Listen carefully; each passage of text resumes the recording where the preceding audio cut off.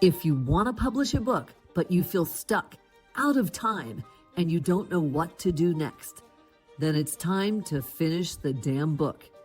Here's your host, Susie Schaefer.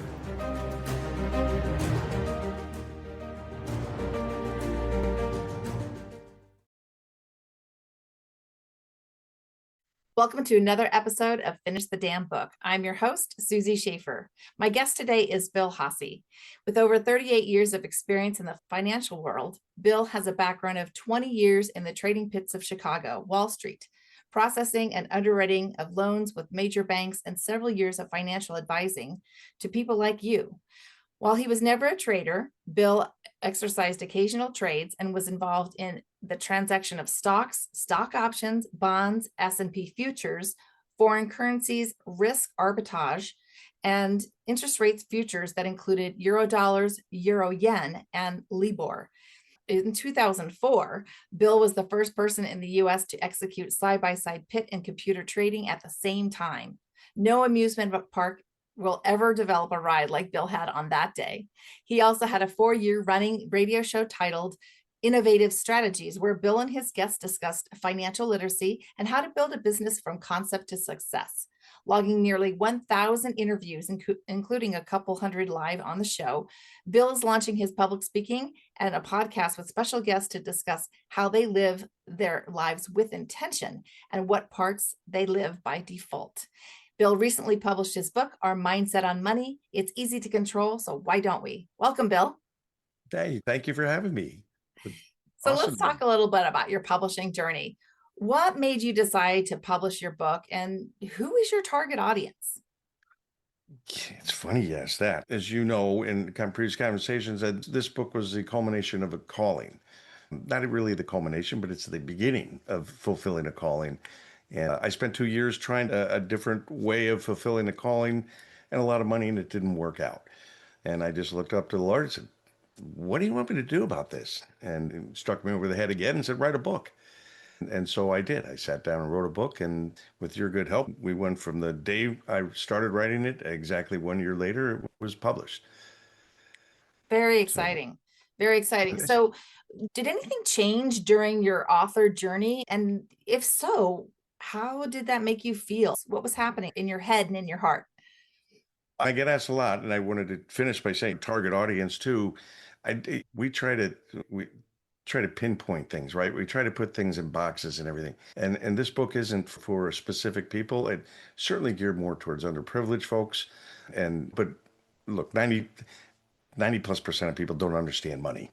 And so everybody can learn a little bit something from this in all different categories, because money controls all of us. And especially what you don't know about controls you even more. So the idea is to try and educate folks and bring it out there and see that people, if they get a better understanding, they're going to live a better life. One of the groups that you had mentioned while we were in the publishing process was that you really want to also help people, young people in particular, that are in the military. Why is that? Primarily young people who come into the military are doing so for financial reasons. They're not as well educated. They're not from backgrounds where they've lived in the middle and upper middle or upper classes. So one thing I learned was they typically get their first paycheck when they're in the military, and they run right to the mall and they spend it all because it's more money than they've ever seen or had. But there's so many people in the military that I really targeting, and that not only includes the recruiting, but it also includes Gold Star families where they've lost a member that may have been the financial person in that family. Spouses that are overseas fighting, and the ones that are back at home, they've got to take care of the bills and the finances and everything, and they didn't really know that from the beginning. They don't know what to do, and last thing you want to do is have your spouse come home from battle and have a stack of bills and no money in the bank account. But there's wounded warriors that have to deal with all kinds of money and issues all the time, veterans that deal with it all the time. There's so many different aspects in the military. Transitioning from military to civilian life, their number one concern is finance, because they've never made a lot of money in the military. Those folks don't understand. They understand you got to pay your bills, and they understand you got to make enough money to cover your bills, but they have no idea. They're going from a very controlled environment to chaos in the real world. Everybody's out to get your money every day. Yeah, that's true. And I love that you and I have that common bond that both of us support the military and veterans. I think that's really important because a lot of times, too, they need resources. And if we have the ability to give them those resources, whether it's, in the form of a book that helps with them with financial decisions, or if it's, from my perspective, helping a veteran or someone publish their book, Yeah, that's our way of giving back. absolutely. Yeah. Absolutely. Yeah. So let's go back to the question about what changed for you during your journey. Like, what was that like for you? Like, once you made the decision to publish the book, what happened over the course of that year? Well, fortunately, I was very naive. So I didn't realize that 1% of people actually publish their book that they write. And people tell me, oh, you don't write a book to make money. And I'm sitting here saying, here, hold my beer. But because I'm not just writing a book to just say, oh, I wrote a book and then, oh, we made bestseller. Oh, great. Those are just steps in the process for me. But what changed was living my life with even greater intent. Mm. I had purpose again. And, I was in the trading pitch, you said 20 years, but computers took over. So I was out of a career. I tried several different avenues and didn't like most of them. And did I ever think I'd write a book? No. But all of a sudden I got into it and I dabbled a little bit and tried different things and to see what would work, what wouldn't work. And then I actually went on a vacation for the first time in 11 years and saw most of my family, my sisters, cousins, nieces, nephews, and came back and just said, you got to sit down and write this book. You got to get this done. And I literally locked myself down for 3 months and just wrote. And when I came out of it, I'll be honest with you, I said, whoa, where am I? Mm. Boy, I feel like I've been just way out of touch with the world. As I was living a parallel life, and I was sitting in my chair with my watch telling me all day long, get your butt up and get moving because we're going to start calling 911. We don't think you're even alive. But it was day after day after day. And this is from somebody who a few months before never even thought they'd write a book. Wasn't even on the horizon. But so it really shifted things and it shifted the way I'm thinking and the way I'm focusing with everything going forward. Yeah, I think that's interesting too, that you had this kind of aha moment of maybe living your life with more intention, because that's really the message of your book. And I think it's cool. Like when you did the writing process, you were like, oh, wow, there's some things that I can do a little differently. Absolutely. It's funny because people don't like to talk about money. They don't like to talk about finance. We don't talk about things we don't know about, and we don't want to look unintelligent and things. But so this book is more of a conversation that I'm having with you, the reader, and going through my experiences and my lessons. And trust me, I've seen the bottom and I've yet to climb the top of the highest mountain, but I've been through quite a bit. So it's a conversation of some things you can expect in life and things that you won't expect. But the reason why I bring it, we talk about live your life with intent or by default. That's because people don't talk about finance. When I'm on the speaking circuit, people are like, yeah, oh, what a great topic, but nobody knows how to fit it into their curriculum.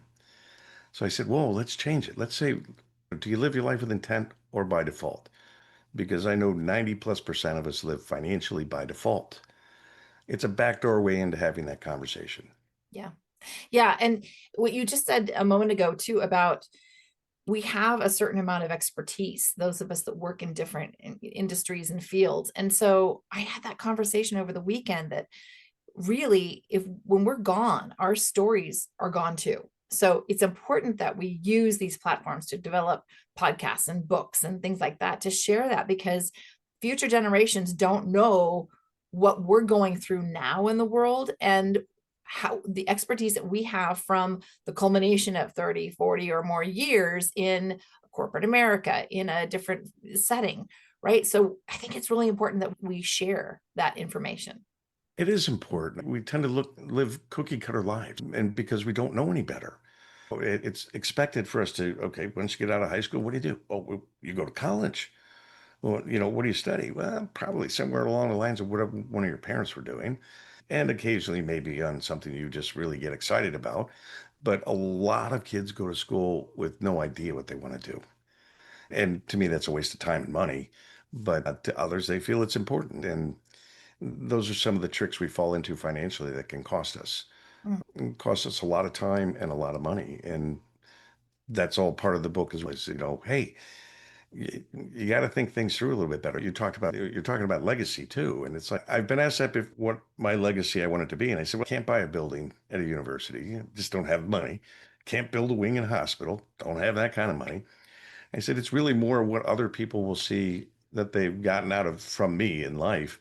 It's what they're going to say. I can't determine that.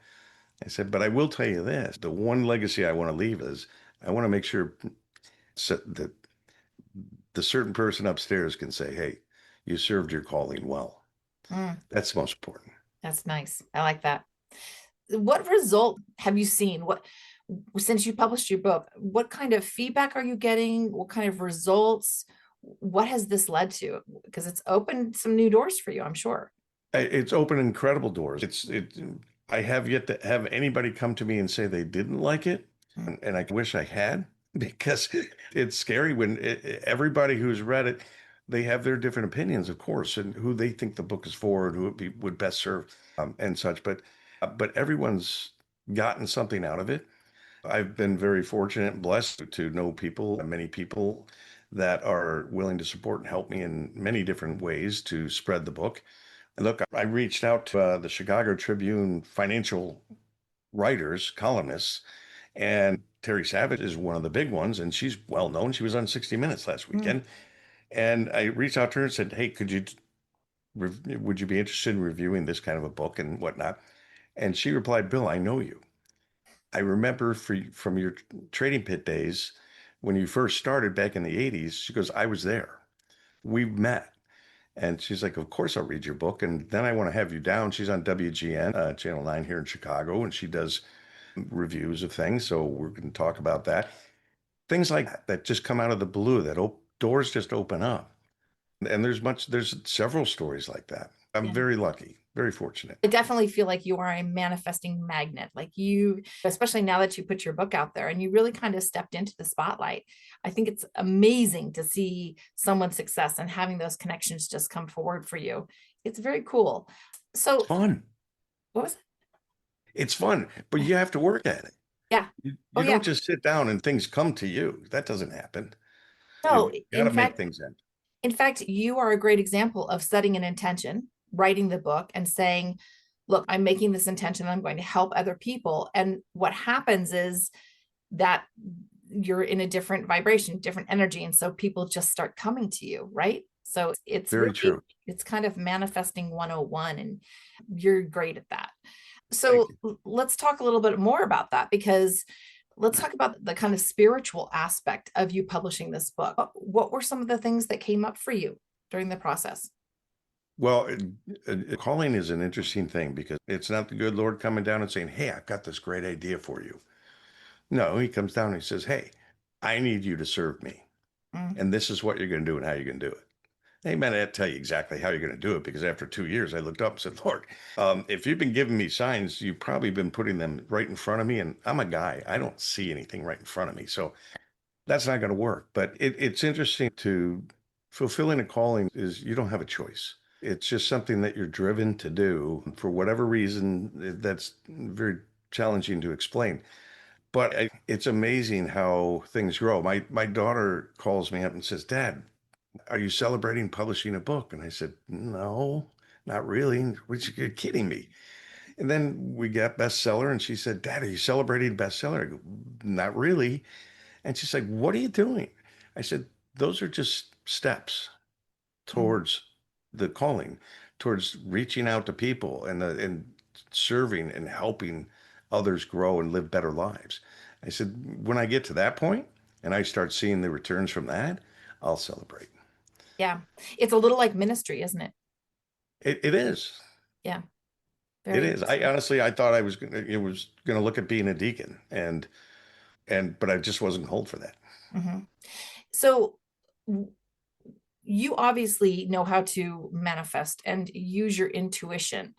What was one time that you used your intuition or didn't use your intuition that you feel like was a game changer for you? And what was the situation and the results?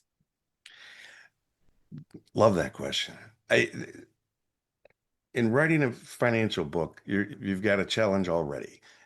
How many people really want to read about finance? They we just don't, right? And you can't put. I've got a friend of mine who's trying to do these budget programs. I go, nobody wants to do a budget.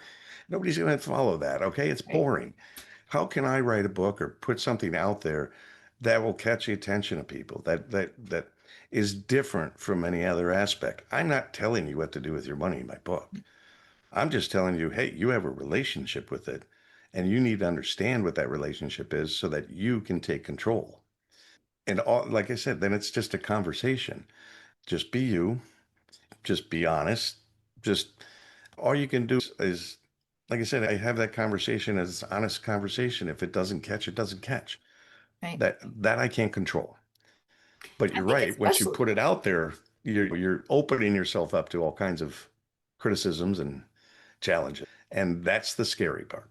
yeah. And you're right on, because yes, you are putting yourself out there and there can be criticism, but sometimes that criticism is actually good feedback for us. The cool thing about it is when you're just being yourself and being Bill and you're talking about finance and all that kind of stuff, and you look then at your one of your target markets, which is people in the military, people who might be struggling with money issues. I think that people are going to feel like, hey, you're the dad that I didn't have growing up. Like you're the kind of like the rich dad kind of situation, right? Like you're the guy who many people, including myself, my dad didn't teach me about finances growing up. No, I had to learn that on my own. And I made a lot of mistakes along the way, especially Almost when it came everyone does. to building a business. I didn't know any of that stuff. I went into building my business and I had a ton of debt. So it's just, it's one of the things that sometimes we don't learn those things from our families. And so maybe you're that, that dad that's kind of filling in and giving people advice where they didn't get it growing up. Well, one thing you learn when you're a financial advisor, one of the first things you learn are that spouses don't talk about two things generally. That's money and sex. Right. They used to sit in front of a group saying, I'm here to help you with one of those. Break up the monotony of the room. But the reality is, if spouses aren't talking about money, they're not teaching their kids. We send our kids off to college and they call home every few weeks crying that I'm broke and I need more money. And what do? We tell them, well, you need to learn to manage your money better. It's like it's coming from parents who A, didn't teach you, and B, don't do it themselves. Right. So and then we get out of college, we're in the real world. Now it's real chaos because there's all kinds of things that happen. Number one, you're in debt, most likely.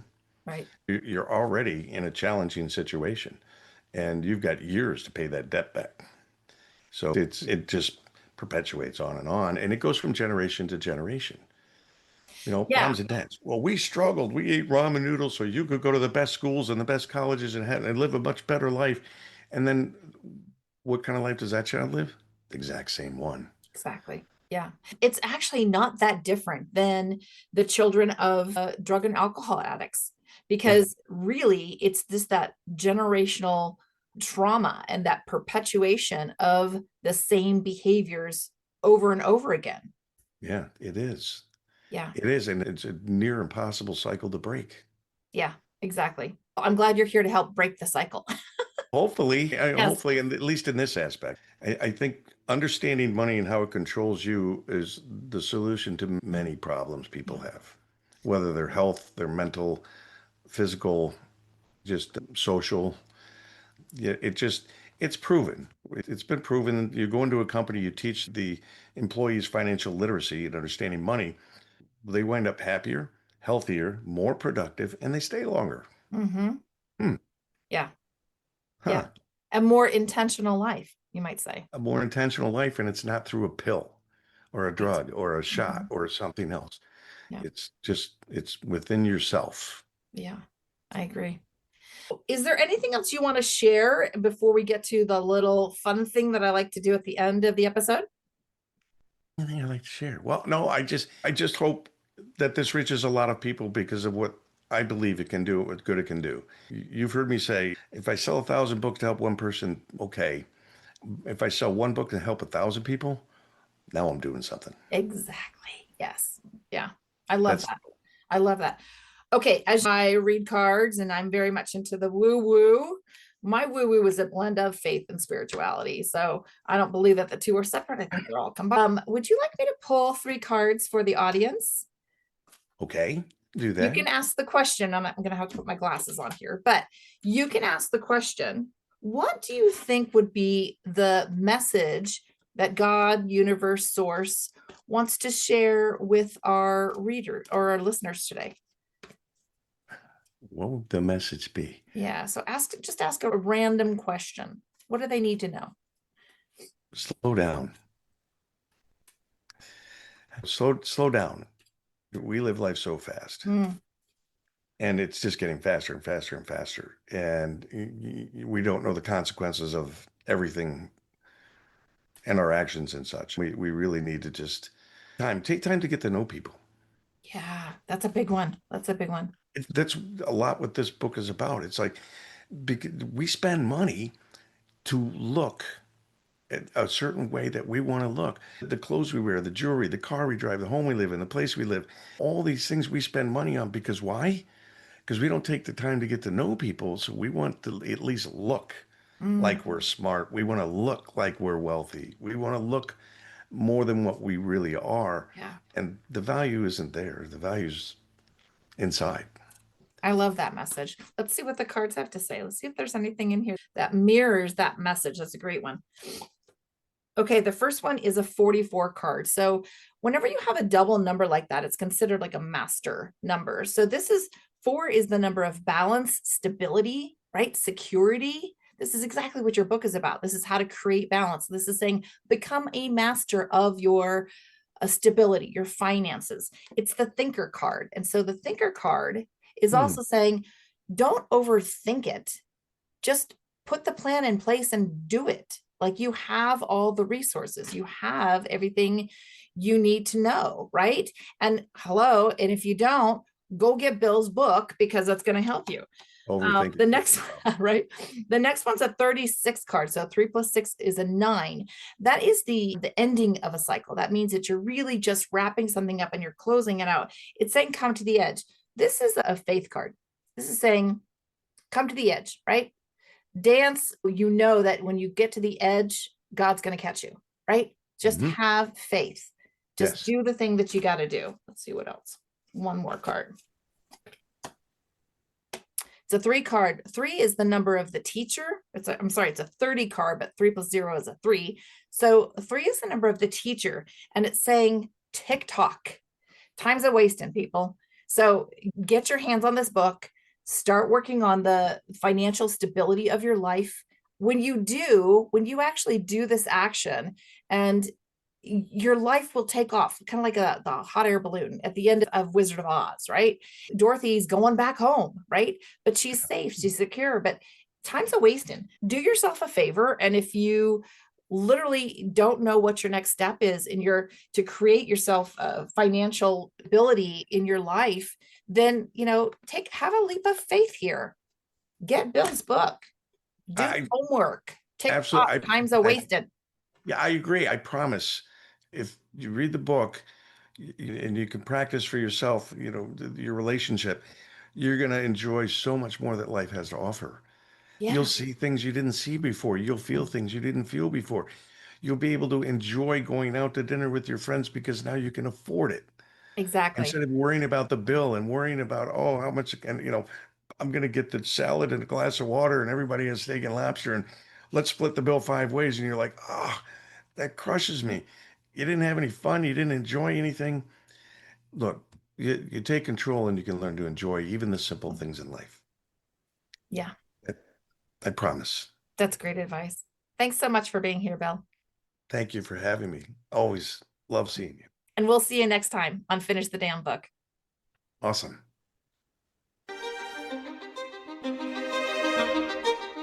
So that's it for today's episode of Finish the Damn Book. Head on over to wherever you listen to podcasts and subscribe to the show.